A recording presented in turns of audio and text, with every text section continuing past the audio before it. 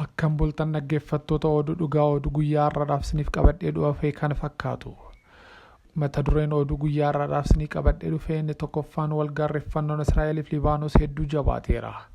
Oduu lammataatiin seerri haaraa konkolaataa lakkoofsa gabatee 2 qaban irratti ba'uuf jedhu. Oduu sadaffaadhaan Joo Baayiden dorgommii filannoo Ameerikaa keessaa ba'uu danda'u oduu jedhudha. Gara oduu bal'inaatti utuu hin darbin dura fuula YouTube kana subscribe gochuu hin dagatinaa. Oduu bal'inaa. Gareen waraanaa Libaanos kan ta'e Hizbollaan Israa'el irratti haleellaa misaayilii fudhatee yeroo ta'u, Israa'elis deebii akka laattee himamaa jira.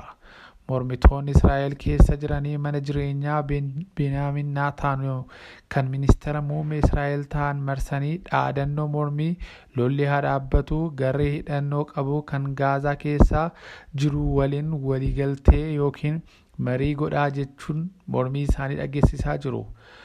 Humni nageenyaa poolisii Israa'el mormitoota mana jireenyaa Beniyaamin Netanyaahuu marsanii gaazii aara nama boossisuudhaan bittimmeessuun isaa dubbatamaa jira.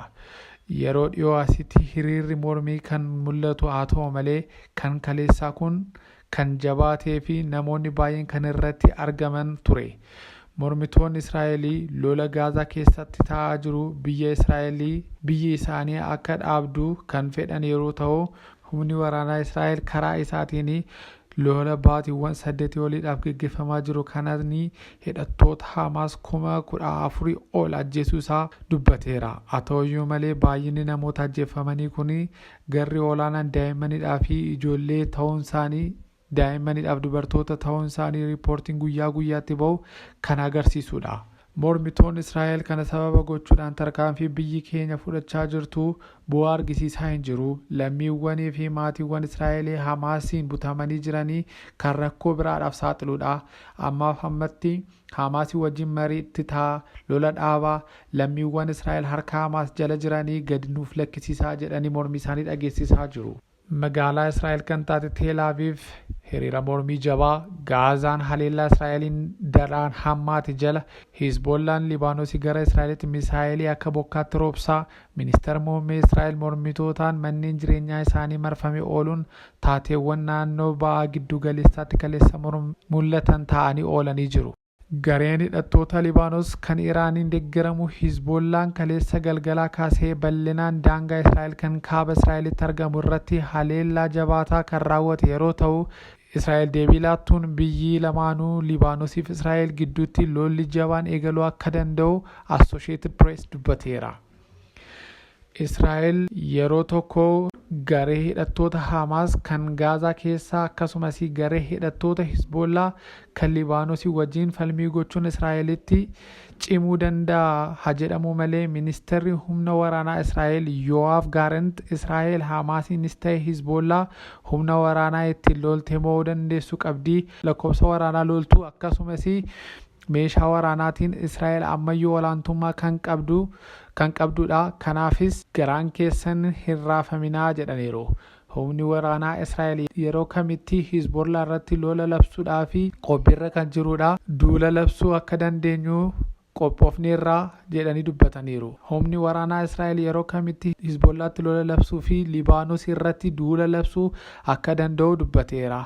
Weerarni Libaanos irratti banamuu danda'u kun Hizbollaa kan Iraaniin deeggaramu meeshaa gurguddaa akkasumas lakkoofsa waraanaa hedduu kan qabu sababa ta'eedhaa fi Israa'elifis ta'e biyyoota ollaa naannoo sanaa jiraniidhaa fi salphaa akka hin taane dubbatamaa jira. Haa ta'u malee tarkaanfiin Israa'el Gaazaa irratti fudhachuuf jirtu Ameerikaanis ta'e biyyoota biraanii yaaddoo isaanii akka ibsachaa jiranii kan inni beekame. Kunis tarkaanfiin kun daa'immaniif dubartoota bal'inaan kan balaadhaaf saaxilu gatii ta'eedhaa fi Ameerikaan rakkoo kana hir'isuuf jecha gargaarsa meeshaa Israa'eliif gootu dhaabuu dandeessi jedhameera. Oduu gara biraatiin filannoo Ameerikaa 2024 keessa akka ba'aniif gaafatamanii kan turan Joo Baayiden wallaansoo karaa fayyaa isaaniitiin itti dhufeedhaaf harka laachuun isaanii waan hin hafne fakkaata. Joo Baayiden filannoo kana keessaa hin ba'u ammayyuu Ameerikaa bulchuudhaaf humna hin qabaa jechaa kan turan Joo Baayiden dhibee itti hammaataa jira jedhani. Joo Baayiden haasaa kanaan dura waltajjii irratti taasisaniin eeyyee akka durii dargaggeessa miti, akka koo durii haasaa ariifadhee hin haasa'u, akka koo durii dafee hin adeemu, garuu akka itti biyya bushan beekaa, akkaataa itti Ameerikaanonni buluu barbaadan beekaa, akkaataa itti Ameerikaanonni yaadan beekaa jedhanii dubbatanii turani. Haa ta'u malee eda galgala oduu dhaga'ameen filannoo Ameerikaa irratti hirmaachuu dhiisuu akka danda'an dubbatameera.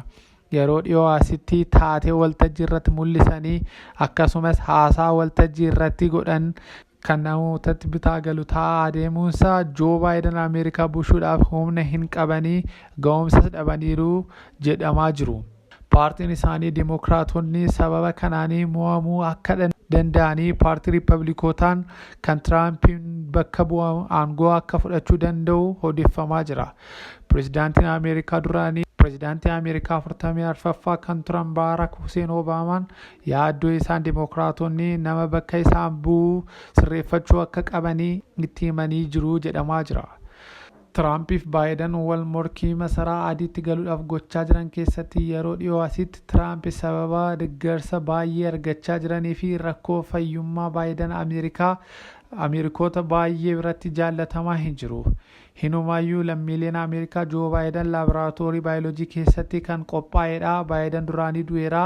Kun harka namoota ogummaa qabanidhaan roobootii tolchameedha kan jedhan baay'ataa jiru. Paartiin Dimookiraatota Baayiden bakka bu'uudhaan itti aantuu isaanii kan taate dubartiin Kaamilaa Haaris kan jedhamtu bakka akka buutee dorgommii maree keessaa godhamaa akka jiru dubbatameera. Tarii Kaamilaa Haaris yoo Dimookiraatota bakka buutee dorgommii filannoo pireezidaantii Ameerikaa irratti